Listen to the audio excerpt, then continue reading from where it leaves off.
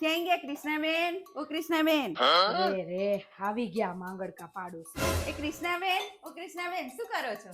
હા શિલ્પાબેન બોલો આવો. અરે ખાવાનું બનાવો છો? ના ના ઘર ઘરતા રમું.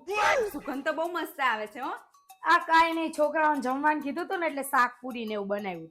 અરે હું એવું કહેતી હતી, આ બાર મેં પેલા કેરીન છોતરા જોયા હતા. શું રસ બનાવ્યો? જોયું આનું બધુંય ધ્યાન હોય. રસ બનાવ્યો ઈ ખબર પડી ગઈ.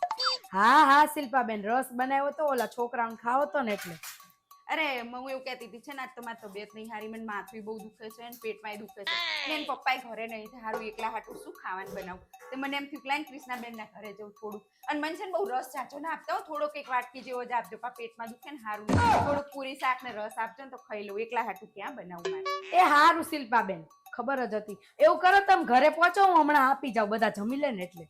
ના ના એમ કરજો કૃષ્ણાબેન, એવું કરીશ છે ને મારે ઘરે લઈ જવાનું, બે વાસણ ઘસવાને કરતા અહીં જ ખાઈ લઈશ, થોડું કાંઈ ખાઈ લઈશ. ખાવું થોડુંક નથી, ઘરે લઈ જવું. જોયું અહીંયા ખાઈને જશે એટલે તપેલી ભરીને રસ પી જશે. આ તો કૃષ્ણાબેન તમારે મારે કેવો ઘર જેવો સંબંધ નહીં, આપણે બે બેનપણીઓ નહીં, એટલે ન કરવું છે ને સોસાયટીમાં કોઈને ઘરે ના કહું મારે ખાવું છે કે મારી તબિયત નહીં હારી. આ તો તબિયત ના હારી હોય ને તો હું ભૂખી હોઈ જાઉં, કાં તો ખીચડી કરીને ખાઈ લઉં. પણ આ તો આપણા બેનો સંબંધ એવો ને ઘર જેવો, એટલે હું અહીં નકર કોઈને ઘરે ના જાઉં. હો થોડુંક જ આપજો તમ તારે, હમણાં હું અહીં બેઠી ખાવાનું થાય ને એટલે બેસી જાઉં. એ હા વાંધો નહીં, બેહો તમ તાર શિલ્પાબેન. આવા નાવા કેટલા છે પાડો. બસ ઘર જેવો કરી કરીને જ લૂંટી લે.